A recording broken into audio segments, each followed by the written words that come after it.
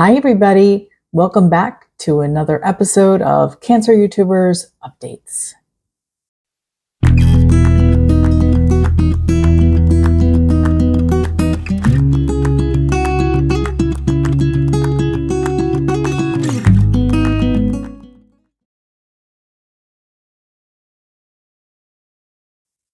Today, I want to start off with Ruth Dye.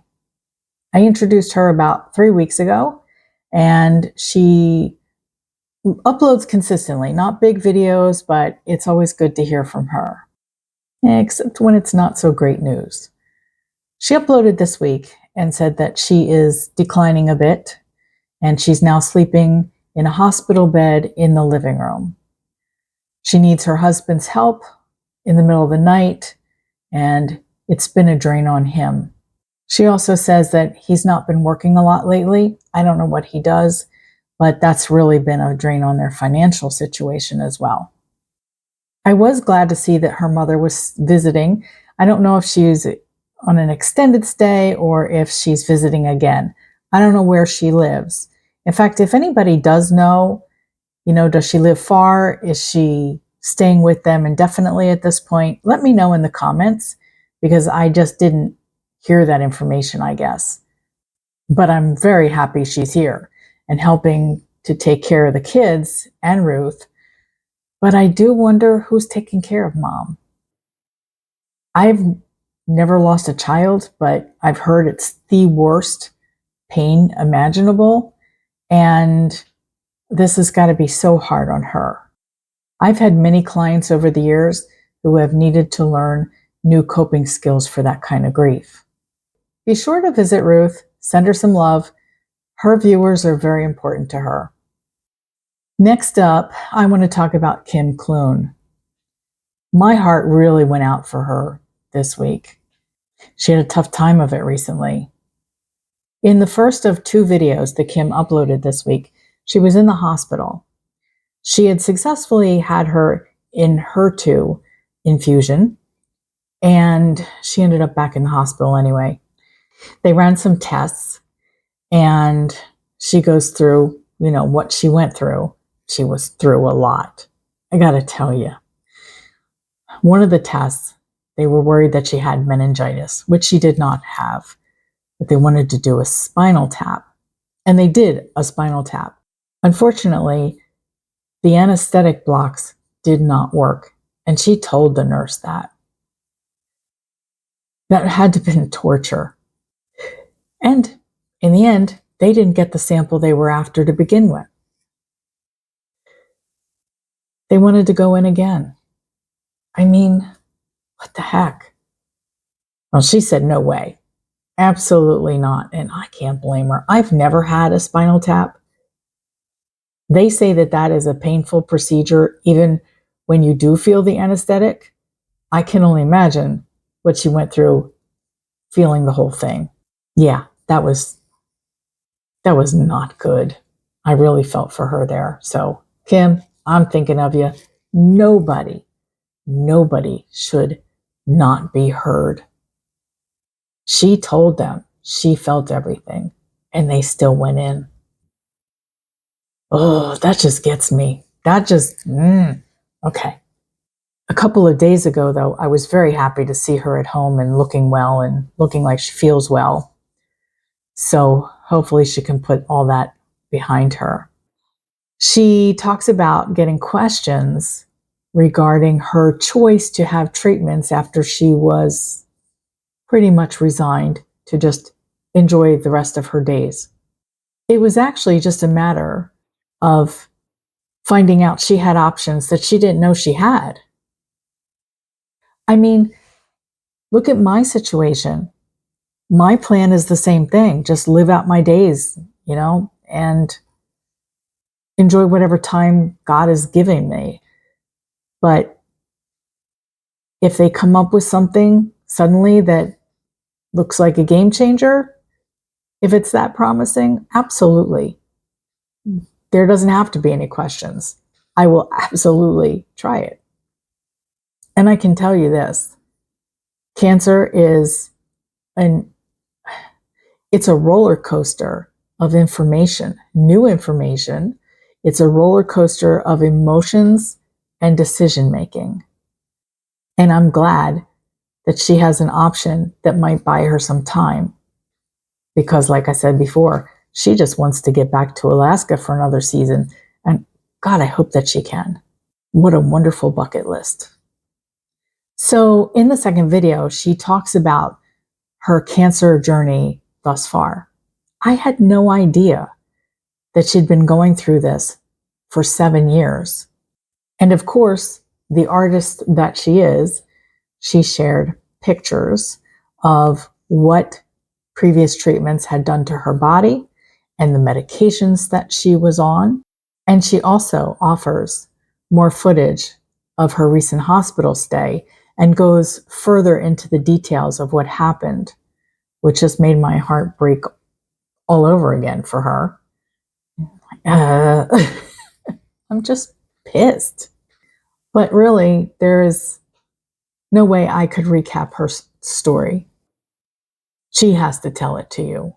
And I want you to go see it anyway, so get over there. It's quite an education, actually. She presents details very well. She's very articulate. And I'm looking forward to seeing some great pictures again from Alaska. So, more power to you, girl. Tiffany Thinks. This week, Tiffany also put up 2 videos.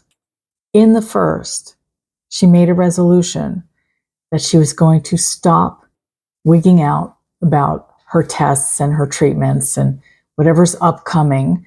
She said she will worry about it when she has to worry about it. But until then, she wants to just enjoy her life. I love that strategy for her. I think that's like the perfect goal to set. So she did a lot of stuff that she just enjoys doing. And for her, it's just the simple things. I love that. So she goes on to a get ready with me type of segment, and she goes to visit her mom. And she says that usually when she's seeing her mom, it's because it's treatment day or something medical. So she was happy to just enjoy her mom. They seem very, very close. And then a few days later, she uploaded another video, and she totally lost some ground with her goal. She was really stressed about her scans and everything coming up. And, you know, I understand anxiety. I absolutely do. And treatment anxiety. It's not an easy roller coaster to navigate. And for some, it's harder than others. I mean, her fears and everything are real. She's been through an awful lot. But I think that after a short bout of anxiety, she ended up having a lot of success. She managed to have another good day. So go see her newest videos, see what new books she's reading, the new snacks she's having, and go say hi. Caitlin's Cancer Chronicles. This week, Caitlin had another immunotherapy treatment. She seems to do pretty well on them, considering. I mean, I haven't heard anything much about the arthritis lately. She seems to stay, up. Well, she's upbeat anyway. That's her personality.